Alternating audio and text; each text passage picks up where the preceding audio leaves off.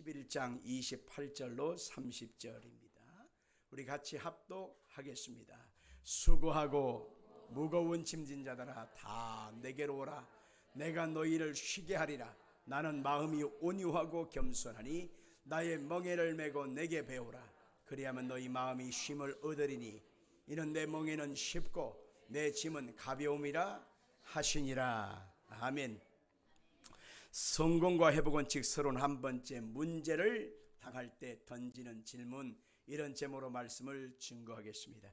헤아려 사는 사람 치고 문제가 없는 사람은 아무도 없을 것입니다. 아담의 에덴 동산에서 쫓겨난 이후에 사람은 태어날 때부터 문제를 안고 태어납니다. 오죽 했으면 아이들이 손을 이렇게 움켜쥐고 바들바들 떨면서 으아 태어나잖아요. 왜 그러냐? 왜 애들이 태어날 때 저렇게 절규를 하면서 태어나냐? 그 어떤 사람이 해석이 참 재밌어요. 이 문제 많은 세상을 어떻게 살아야지, 이래서 애들이 저렇게 울면서 태어난다, 이렇게 말하기도 하더라고요. 일생 동안 문제와 싸우다가 죽임을 당하는 그런 슬픈 인생이 바로 우리들의 모습입니다.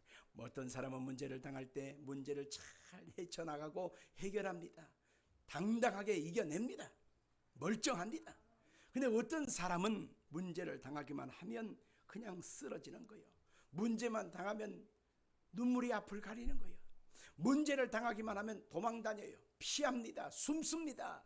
문제를 당하기만 하면 문제의 원인, 시작점이 어디 있는가? 저 사람 때문이네.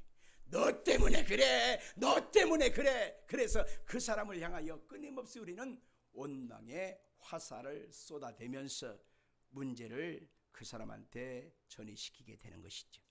마치 나비나 잠자리가 거미줄에 걸려버리면 꼼짝달싹 못하고 붙어버리고 못 나오고 거기서 죽지 않습니까? 문제를 당하면 거기에서 꼼짝달싹 못하고 붙어버려서 마치 파멸해가는 그 모습처럼 우리 인생이 그렇게 빠져버릴 때가 참 많다라고 하는 것입니다. 문제를 당할 때 우리는 어떻게 대처하느냐가 중요한 것입니다. 오늘이라고 하는 것은 어제 내가 선택한 것의 결과가 오늘입니다. 오늘 내가 어떻게 선택하느냐는 내일의 결과를 만들어내는 것입니다. 그래서 오늘 여러분과 저는 나는 어떻게 결정할 것인가, 무엇을 선택할 것인가, 이것이 참으로 중요하다라고 하는 것입니다. 몇 가지를 던져볼 필요가 있습니다. 첫째는 문제를 만날 때 원망과 불평할 것인가, 아니면 하나님을 믿는 믿음으로 극복할 것인가를 우리는 선택해야만 하는 것입니다. 문제를 당할 때 원망하고 불평하면서 왜 내게 이런 문제가 다가왔는가, 왜 다른 사람은 이런 문제를 당하지 않는데 나에게만 문제가 왔는가, 우리는 늘 원망과 짜증스러운 태도를 가지고 부정적인 생각을 가지고 그 상황을 대처할 때가 많이 있습니다. 여러분, 애굽에서 나온 이스라엘 백성들의 모습이 이와 같았습니다. 430년 동안 하나님이 출애굽시켰잖아요. 종살이에서 그들을 가나안 땅을 들어가게 하여 잠깐의 광야 길을 걷게 하셨는데 그들에게 닥친 현실은 자기들의 기대와는 정반대의 상황이었습니다. 목마름이었고 햇볕이 자결하고 마실 것도 없고 먹을 것도 없고 그들이 지금 하루하루가 지금 견딜 수 없는 상황입니다. 그러나 중요한 것은 이것이 다가 아니라 조금만 견디고 이 과정을 지나면 예비한 젖과 꿀이 흐르는 가나안 땅으로 들어갈 것인데, 하나님께서 예비하신 것, 하나님이 준비하신 것은 생각지도 않아요. 지금 당장 죽겠는데, 지금 당장 못 살겠는데, 그것이 다 뭐야? 그래서 그들은 원망과 불평하면서 지금 당장 현실을 대처했습니다. 그렇기 때문에 결국 그들은 하나님께서 주신 은혜의 땅, 축복의 땅 들어가지 못하고 광야에서 그들이 다 멸망당했다고 성경은 말하고 있습니다. 애굽에서 걸어나온 사람들 중에 한 사람도 가나안 땅에 들어가지 못한 것입니다. 짜증투성이, 원망투성이, 불만투성이, 이렇게 늘 입이 퉁퉁 불어있는 사람은 결국 인생에 좋은 일이 오지 못하, 내 삶에 아무것도 되어지는 것이 없다라고 하는 것을 알 수 있습니다. 그러므로 지금 당장 당하는 문제는 하나님께서 우리 가운데 예비하신 가나안 땅으로 들어가는 과정이다, 이렇게 생각하는 믿음과 긍정의 태도가 필요한 것입니다. 인생의 삶 속에 문제가 없는 집이 없습니다. 잘 사는 사람은 잘 사는 집에 맞는 문제가 있습니다. 못 사는 사람은 못 사는 사람의 과정에 맞는 문제가 있습니다. 이 세상 살아가는 사람 중에 문제 없는 가정, 개인은 하나도 없습니다. 말을 안 할 뿐이지요.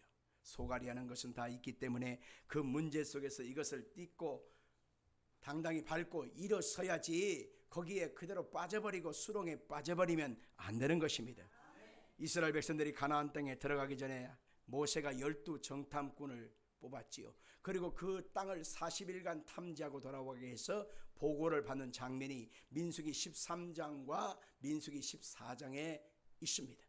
근데 그 10 정탐꾼이 먼저 말을 하는데, 과연 하나님께서 주신 땅이 맞다, 이 포도송이를 봐라, 이 과실을 열매를 봐라 하면서 그들은 이 열매의 풍성함을 노래를 했습니다. 그런데 우리는 못 들어간다. 왜냐? 거기에는 아낙 자손, 네피림 자손, 거인들이 있는데 우리는 거기다 대면 메뚜기 새끼 같아서 비교가 안 된다. 우리는 다 죽을 거야. 사로잡힐 거야. 그러니 가봤자 소용없고 차라리 우리는 애굽 땅으로 돌아가서 종살이 하는 것이 낫지, 다시 가는 게 낫지, 앞으로 갈 필요가 없어. 그 얘기를 듣다 그들은 다 원망과 불평 소리에 울며 탄식하고 후회했다고 그들은 말하고 있습니다. 근데 여호수아 갈렙은 이렇게 말합니다. 무슨 소리야? 우리가 가본 그 땅은 하나님이 주신 땅이야. 하나님이 준비하신 땅이야. 반드시 우리의 것이 될 거야. 하나님이 함께하면 가능해. 하나님이 도와주시면 얼마든지 할 수 있어. 하나님이 우리와 함께해서 인생을 열어가시면 반드시 그 땅을 차지할 거야. 그들은 우리의 밥이야. 여러분, 이 소리에 여러분은 아멘하지만은 실상은 그 소리에, 부정적인 소리에 전염병같이 다 퍼져버린 그들은 그것을 긍정으로 받지 않습니다. 원망과 불평으로 받고, 무슨 소리야, 다 잡아 죽는다는데, 가봐야 소용없다는데, 그들이 돌을 들어서 여호수아 갈렙을 때려 죽이려고 달려듭니다. 그때 하나님이 짠 하고 나타나서 하나님이 판가름하시는 장면이 민수기 14장 22절 이하입니다. 읽어볼까요? 내 영광과 애굽과 광야에서 행한 내 이적을 보고서도 이같이 10번이나 나를 시험하고 내 목소리를 청종하지 아니한 그 사람들은 내가 그들의 조상들에게 맹세한 땅을 결단코 보지 못할 것이요, 또 나를 멸시하는 사람은 한 사람도 그것을 보지 못하리라.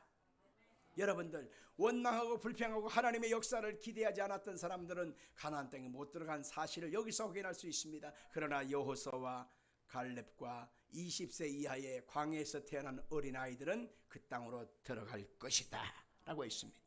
우리는 문제를 당할 때 원망과 불평할 것인가, 아니면 하나님을 믿는 믿음으로 대처할 것인가, 이것은 선택의 자유입니다. 누구든지 간섭할 수 없고 강요할 수 없습니다.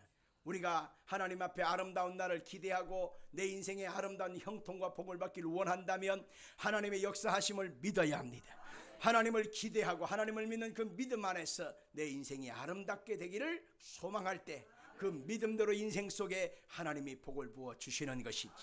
둘째로, 우리는 문제를 만날 때 사람의 수단인 땅의 방법으로 해결할 것인가, 아니면 하나님의 자녀로서 하늘의 방법으로 헤쳐나갈 것인가를 선택해야만 합니다.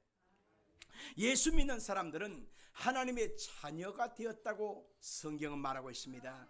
영접하는 자, 곧 그 이름을 믿는 자들에게는 하나님의 자녀가 되는 권세를 주었다고 말하고 있습니다. 우리는 보통 사람 아니에요. 하나님의 자녀입니다.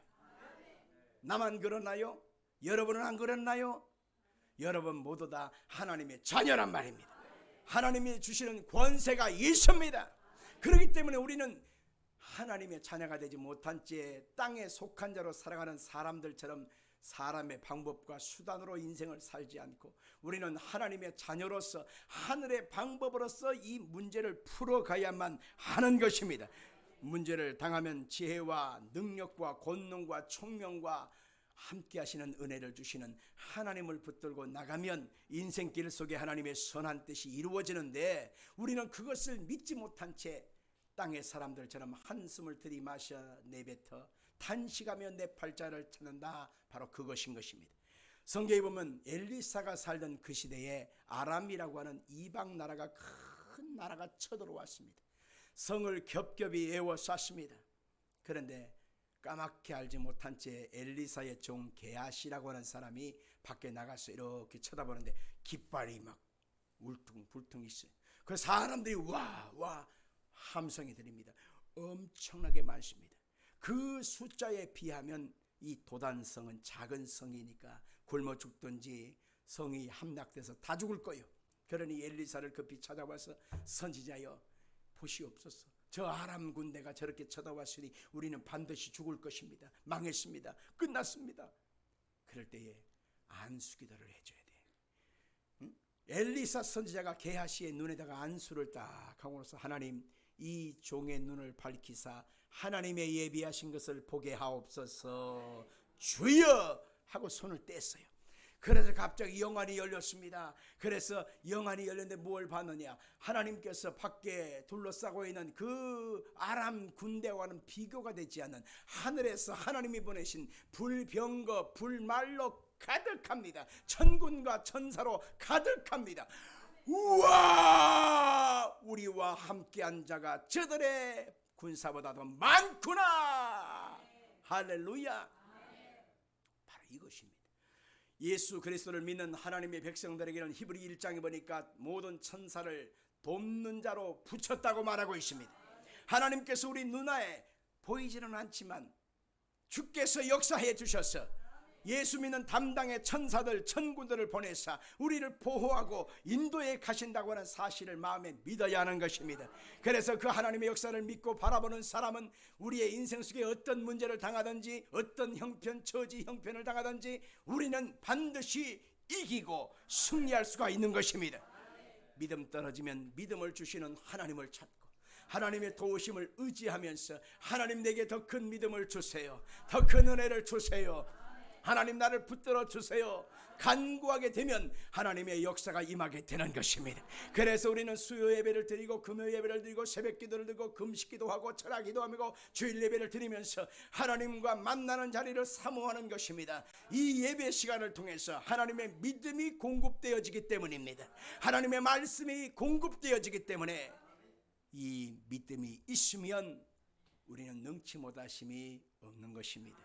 셋째로, 문제를 만날 때 도울림이 없는 사람들에게 하소연할 것인가, 아니면 수고하고 무거운 짐을 맡아주시는 예수님을 의지할 것인가, 우리는 선택해야만 하는 것입니다. 우리 같이 해볼까요? 도울림이 없는 사람에게 하소연할 것인가, 수고하고 무거운 짐을 맡아주시는 예수님을 의지할 것인가. 아멘. 여러분, 하나님이 천지 만물을 창조하셨습니다. 그 하나님이 사람을 만드셨습니다. 그런데 우리는 하나님 그분이 저 멀리 계신 것으로만 생각합니다. 그래서 우리 인생과 삶, 가정, 직장, 앞길, 진로, 먹고 사는 문제, 부채 문제, 건강 문제, 자식들이 속색이고 걱정스러운 문제, 이런 문제를 당할 때에 나만 혼자 괴로운 것처럼 생각하고 하나님이 나에게 관심이 없는 것처럼 생각합니다. 하나님 따로, 나 따로. 하나님이 이런 것에 대해서 도무지 관심이 없이 오로지 하나님은 거룩하신 분으로만 생각할 때가 많습니다. 여러분, 그것은 착각하는 거예요. 우리 하나님은 우리에게 무지하게 관심이 크십니다. 먹고 사는 문제부터 시작해서 물질 문제, 직장 문제, 건강 문제, 자녀들의 결혼 문제, 여러 가지 부채 문제, 가슴 속 깊은 곳에 소갈이 하는 어떤 문제일지라도 사소한 시컬컬한 문제까지 다 주님이 간섭하고 있다는 사실을 기억하길 바랍니다. 우리는 어디서 찾아볼 수 있냐면 오병이어의 현장에서 찾아볼 수 있습니다. 오병이어 보리떡 5개 물고기 2마리로 수만 명을 먹고도 12광주리 남긴 사건 기억하시죠? 근데 그 사건이 마태, 마가, 누가, 요한복음, 사복음서에 다 똑같이 기록되었는데요, 거기 복음서를 보다 보면 약간의 설명이 더해지고 덜해진 부분이 있거든요. 이렇게 기록되어 있어요. 예수님께서 빌립에게 먹을 것을 주라 이렇게 말씀하셨습니다. 근데 왜 그렇게 하셨냐면 그들이 나와 함께 한 지 벌써 며칠이 되었다. 먹을 것이 다 떨어져 버렸다. 굶어서 그들이 지금 아무것도 먹지 못한 채 집으로 돌아간다면 기진하여 길에서 쓰러지리라, 이렇게 말하고 있습니다. 4일 동안, 며칠 동안 함께한 것을 알고 계셨어요. 먹을 것이 없다, 떨어져 버리는 것 다 알고 계셨어요. 지금 당장 이 먹을 것을 채우지 아니하면 그들이 굶어서 길에서 쓰러질 것도 알고 계셨단 말입니다. 그래서 예수님께서 빌립아, 네가 먹을 것을 한번 줘봐라. 그러니까 빌립이 거기까지 생각을 못합니다. 그러니까 돈도 없는데요, 사람은 많은데요, 해가 졌는데요, 갑자기 어디 가서 뭘 하라는 얘기예요? 다 못해요. 알았어 해먹게 하소서. 여러분, 이것이 무슨 해답이겠어요? 그런데 예수님께서는 그들에게 먹이기를 원하신 것을 누가 알았냐? 안드레가 알았습니다. 그래서 보리떡 5개, 물고기 2마리를 예수님 손에 빌려갖고 얹어드리면서 주님, 이것밖에 없어요. 그때 걱정하지 마라, 이것까지면 된다. 축복해서 다 떼어주니 다 배불리 먹고도 12강줄이 남겼다. 여기서 다라고 하는 말이 얼마나 좋은지 몰라요. 한 사람도 빠짐없이 다 배불렀다는 겁니다. 한 사람도 다 빠짐없이 은혜를 입었다는 것입니다. 한 사람도 빠짐없이 주님의 축복을 보았다는 것입니다. 오늘 이 자리에 모인 사랑하는 성도들, 오늘 주님께 나온 여러분들은 보너스를 다 받아서 오늘 다 문제가 해결되기를 주 이름으로 축원합니다. 물질 문제도 해결되기를 축원합니다. 앞길이 열리기를 축원합니다. 직장 문제 해결되기를 축원합니다. 빚 문제 청산하기를 바랍니다. 건강 문제가 해결되길 바랍니다. 자녀들이 회개하고 주께 돌아와 은혜를 입게 되기를 축원합니다. 우리의 먹고 사는 일상의 모든 것을 주께서 무엇이 있어야 될지, 무엇이 필요한지 다 알고 계신다는 거예요. 누가복음 12장 29절 같이 보겠습니다. 같이 읽을까요? 자, 너희는 무엇을 먹을까, 무엇을 마실까 하여 구하지 말며 근심하지 마라. 이 모든 것은 세상 백성들이 구하는 것이라. 너희 아버지께서는 이런 것이 너희에게 있어야 할 줄을 아시느니라. 문제가 쌓여있을 때, 절망이 쌓여있을 때 우리는 습관적으로 전화를 들고 돌립니다. 엄마, 나 도와줘. 예, 아무개 친구야, 나 좀 도와줘. 선배님 좀 도와주세요. 후배님 도와주세요. 옆집 아줌마한테 나 좀 도와줘. 아무개 엄마, 나 좀 도와줘. 여러분들, 나 살기도 바빠. 처음에는요, 도와주는 것 같지만 솔직히 그게 얼마나 짐이 되겠어요. 한번 바꿔서 생각해봐요. 나도 힘든데 누군가에게 도움이 오면 이거 참 애매까리거든. 이건 안 도와주기도 그렇고 도와줄 만한 힘도 안 되고 참 힘들어요. 세상살이가 그런 겁니다. 그래서 도움이 없는 인생과 방백을 의지하지 마라. 야곱의 하나님으로 자기 똥을 삼고 그에게 은혜를 구하는 자, 그 사람이 복이 있다고 성경은 말하고 있는 것입니다. 예수님이 오늘 본문에 수고하고 무거운 짐진 자들아 다 내게로 오라. 내가 너희를 쉬게 하리라. 이게 보통 선언이 아닙니다. 우리 한번 같이 읽어봐요. 시작. 수고하고 무거운 짐진 자들아 다 내게로 오라. 내가 너희를 쉬게 하리라. 여기도 다라고 하는 단어가 하나 끼어 있죠. 다 내게로 오라. 자신 있다는 거예요. 아유, 돈 걱정하시군요. 다 와라, 해결해 주겠다는 거예요. 직장 때문에 고민하군요. 다 와라, 해결해 주겠다는 것입니다. 자식들이 속썩이는군요. 다 와라, 해결해 주겠다는 것입니다. 그러니 오늘 이 한 예배를 드릴 때 여러분들은 다 해결받고 가시기를 주 이름으로 축원합니다. 여러분들, 바다에 떠다니는 배 있잖아, 배. 그 배는요, 적재 한계선이라고 하는 그 용어를 쓰는 그 법칙이 있습니다. 적재 한계선. 그러니까 그 배는 몇 톤짜리인데 배에 사람은 몇 명, 짐은 얼마만큼 실어야 된다. 그래야 안전을 보장한다 라고 하는 거예요. 근데 적재선 이상으로, 한계 이상으로 짐을 실으면 여러분 어떻게 될까요? 침몰하는, 그게 바로 세월호였어요. 사람을 수백 명 태웠으면 됐지. 거기다가 그 이준석이라고 하는 인간이 거기다 뒷돈 받아먹고 거기다가 철망을 그냥 엄청나게 심었어요. 그러니까 적재 한계선을 넘어서 배가 쭉 깔아진 거야. 그것이 평평하고 잔잔할 때는 그냥 내려가요. 그런데 팽목항 쪽으로 급사를 통해서 삐져나가야 되는데 그것을 못 견딘 거예요. 그래서 배가 꿀렁하니까 그냥 탁 한쪽으로 기울어서 그냥 수백 명이 죽은 사건, 그게 바로 세월호의 참극이었습니다. 이준석이 때문이요. 이준석이 때문에. 아세요? 선장 그 새끼가 뒷돈 받아먹고 수백 명을 죽였어요. 인생도 적재 한계선이라고 하는 것이 있어요. 사람마다 얼굴은 멀쩡해도요, 감당할 만한 그 한계선이 있단 말입니다. 멀쩡하고 이쁘장하고 화장 바르고 뭐 후카시하고 별걸 다 했어도 실상은 사람의 마음에 담을 수 있는 그 한계선이 정해져 있단 말입니다. 감당할 수 없을 만큼 힘이 들면 기울게 되어 있고 차빠지게 되어 있고 쓰러지게 되어 있어요. 이게 바로 우리 인생인 것입니다. 그래서 우리 인생은 누군가의 도움이 필요합니다. 그분이 누구냐? 예수님입니다. 그래서 예수님이 수고하고 무거운 짐을 너무 많이 졌구나. 내 딸아, 내 아들아, 네가 인생살이가 너무 고달프구나. 너가 지금 침몰 직전에 있구나. 내게로 오라. 내게로 오라. 내가 쉬게 해주겠다. 우리 주님이 그렇게 말씀해주고 계시는 것입니다. 우리 인생을 살아갈 때 우리는 이 많은 끊임없는 절망 속에 살아가는데 성경은 우리에게 계속해서 반복하는 것이 뭐냐? 내 짐을 여호와께 맡기라. 그러면 그가 너를 도와주신다고 말하고 있는 것입니다. 시편 55편 22절 같이 보겠습니다. 내 짐을 여호와께 맡기라. 그가 너를 붙드시고 의인의 요동함을 영원히 허락하지 아니하시리로다. 죽든지 살든지 흥하든지 망하든지 성하든지 쇠하든지 우리는 하나님 앞에 인생길을 맡기는 수밖에 없이, 하나님 도와주십시오. 붙잡아 주십시오. 하나님, 내가 어떻게 할 방법도 없고 능력도 없으니 어떻게 해요? 주여 도와주시옵소서. 이게 참 세상 사람 보기에 멍청해 보이지만 이게 살 길이요. 아멘 하실까요?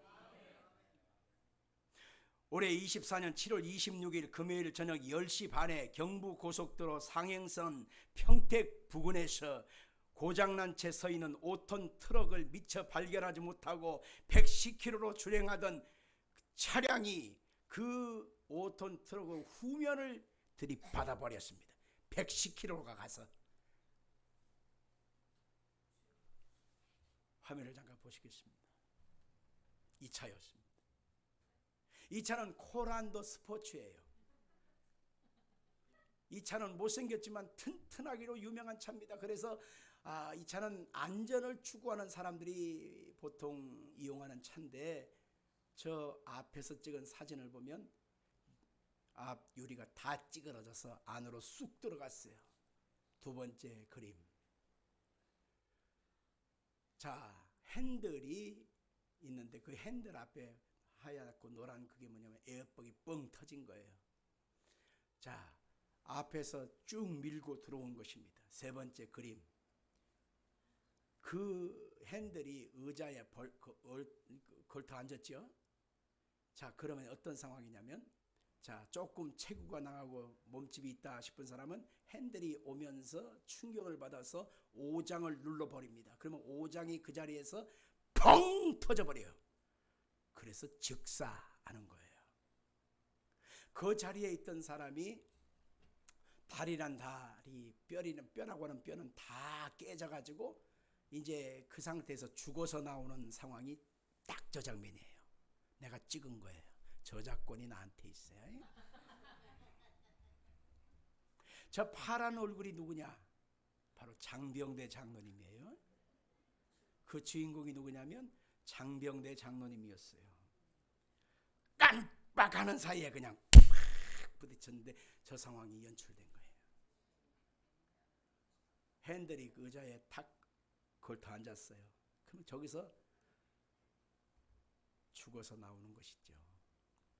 그런데 그 순간에 주여! 이 한마디가 주님의 은혜를 입고 보호해 주셨어. 천사를 보내서 하나님이 그냥 막아주신 거예요.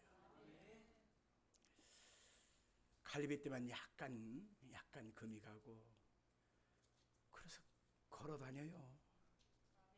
이 자리에 와 계십니다.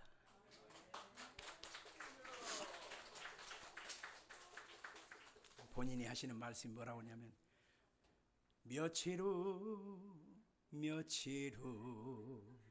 요단강 건너가 만나리 할 뻔했습니다. 요단강 건너가서 만날 뻔했다고 본인이 말을 해요. 내가 봐도 그래, 저 차를 내가 봤거든. 가서 폐차장 가서 봤어요. 그래, 사진 찍은 거 아니겠어요? 핸드폰이 꽉 눌려가지고 깨져가지고 그 지금 핸드폰 찾는 장면이에요. 여러분과 제가 누군들 이런 일이 없다고 말하고 자신할 수 있는 사람이 있겠습니까? 이런 상황을 만나고 싶어서 만난 사람은 아무도 없습니다. 어떻게 하다 보니까 누구나 이런 상황은 오는 거예요. 그래서 우리는 예수님이 필요한 것입니다. 예수님의 은혜 없이는 살 수 없는 것입니다. 그래서 예수님을 바라보고 인생길을 맡기며 나아가면 그분은 이렇게 말하고 있습니다. 아무것도 염려하지 말고 너희 구할 것을 감사함으로 하나님께 하리라. 그리하면 모든 지각에 뛰어난 하나님의 평강이 그리스도 예수 안에서 너희 마음과 생각을 지켜 주시리라. 우리 같이 한번 읽어봐요. 아무것도 염려하지 말고 다만 모든 일에 기도와 간구로 너희 구할 것을 감사함으로 하나님께 하리라. 그래야만 모든 지각에 뛰어난 하나님의 평강이 그리스도 예수 안에서 너희 마음과 생각을 지키시리라. 아멘 아멘. 가정도 사업도 합결돼 진로도 여러가지 부채 문제, 마음을 짓누르는 어떤 문제들도 우리 하나님께 우리는 맡기고 나아갈 수 있는 하나님의 자녀라고 하는 사실을 믿기를 바랍니다. 우리는 마음속에 힘이 빠질 때가 있습니다. 그런데 우리가 힘을 다시 얻게 되는 계기가 생겨요. 우리의 마음에 용기가 생기고 믿음이 생기고 담대함이 생기고 다시 한번 일할 수 있는 의욕이 생길 수 있는 것은 무엇 때문일까요? 바로 성령님이 우리를 도와주시면 우리가 다시 힘을 회복할 수가 있는 것입니다. 보혜사 성령께서 내적인 힘을 더하시면 우리는 힘을 다시 회복할 수가 있는 것입니다. 요한복음 14장 16절 같이 읽겠습니다. 내가 아버지께 구하겠으니 그가 또 다른 보혜사를 너에게 주사 영원토록 너희와 함께 있게 하리니 이는 진리의 영이라. 세상은 능히 그를 받지 못하나니 이는 그를 보지도 못하고 알지도 못함이라. 그러나 너희는 그를 아나니 그는 너희와 함께 거하시며 또 너희 속에 계시겠습니다. 내가 너희를 고아와 같이 버려두지 아니하고 너희에게로 오리라. 예수님 그분이 나의 주인 아닙니까? 나의 주님입니다. 생명입니다. 근데 그분이 부활 승천하셔서 하나님 보좌 우편으로 올라가시기 직전에 우리에게 무엇을 보내주시고자 하셨냐면 나와 똑같은 분인데 보혜사이신 성령을 보내줄 거야. 그 성령이 너에게 임하시면 너희가 권능받고 예루살렘 온 유대와 사마리아와 땅끝까지 이르러서 나의 증인되게 해줄 거야. 너희들이 성령으로 충만해야 한다. 그 성령님이 오신다고 하는 것은 예수님이 오시는 것과 같은 것입니다. 우리는 고아와 같이 버려두지 않고 함께 해주시기 위해서 성령님이 우리 안에 오시면 우리는 담대함이 생겨요. 세상 말로 말하면 간이 배 밖에 나오게 돼. 배짱이 생기게 돼. 냉수 먹고도 할렐루야 할 수 있게 되는 거예요. 짓불도 없으면서 짓불 뭐야? 아주 뭔가 갖고 있는 사람처럼 아주 대단해. 무엇 때문일까요? 하나님의 성령이 임하면 우리 속에 담대함이 생기는 것입니다.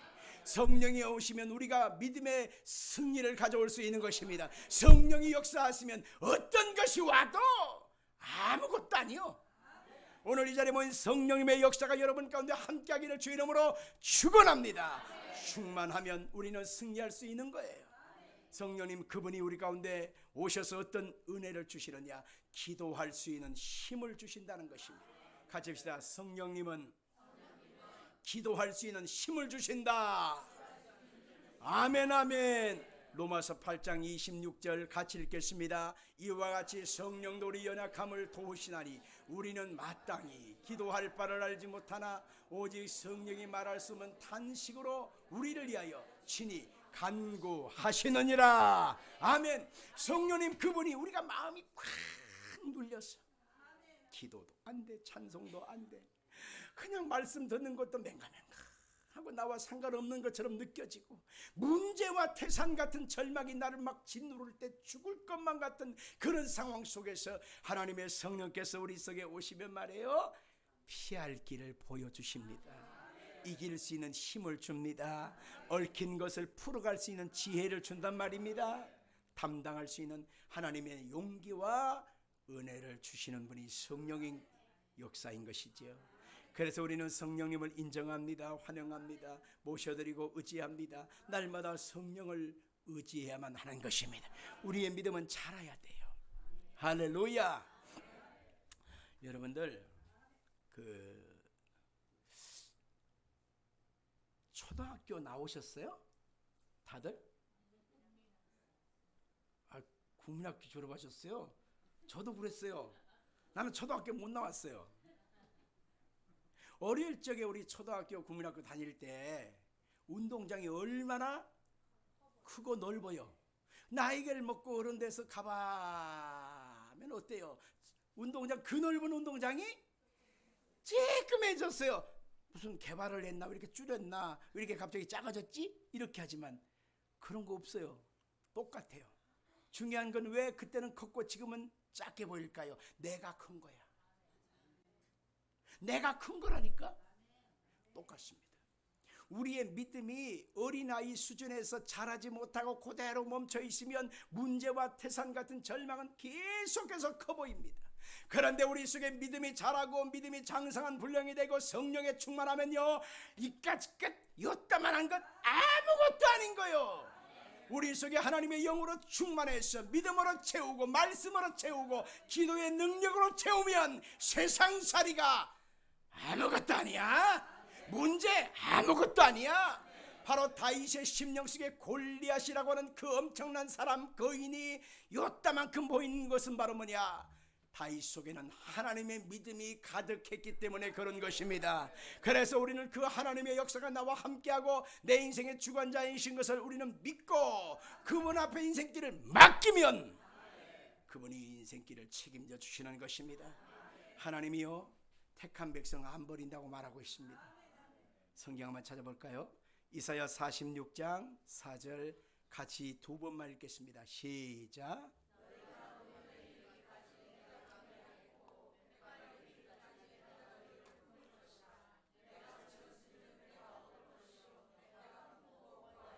한 번 더 읽읍시다. 너희가 노년에 이르기까지 내가 그리하겠고 백발이 되기까지 내가 너희를 품을 것이라. 내가 지었은즉 내가 업을 것이요 내가 품고 구하여 내리라. 여기서 보십시오. 너희가 늙어서 노년이 될 때까지 내가 그리하겠고 백발이 될 때까지 너희를 품을 것이라. 내가 지었다. 내가 지었다. 그 말이 뭐예요? 내가 책임져 주겠다는 거예요. 내가 지었기 때문에 내가 너를 업을 것이고 내가 너를 품어줄 것이고 구하여 낼 것이라. 책임졌단 말입니다. 옛날에 한 번 손님은 뭐 10년 손님 뭐 그런 거 있었잖아요. 뭐 LG에서 한 모턴들을 하는데 우리 인생도 똑같습니다. 하나님이 택하여 지명하여 하나님 자녀 만드신 여러분들 버리지 않아요. 외면하지 않아요. 떠나지 않습니다. 여러분 인생을 책임져주고 붙잡아주고 천국 갈 때까지 승리하도록 만들어 주시는 분이에요. 그래서 우리가 해야 될 일은 뭐냐? 사람 쫓아다니지 말고 하나님 붙잡아야 되는 거예요. 땅의 속성으로 풀러가지 말고 하늘의 속성으로 풀어야 돼요. 여러분들, 예수님이 바로 수고하고 무거운 짐을 졌느냐? 걱정하지 마라. 다 와. 얼마든지 와. 내가 그것을 해결해 주겠다고 말하고 있습니다. 오늘 그 하나님이 여러분과 함께 하시고 여러분의 아버지인 것을 믿으시기를 예수님으로 축원합니다.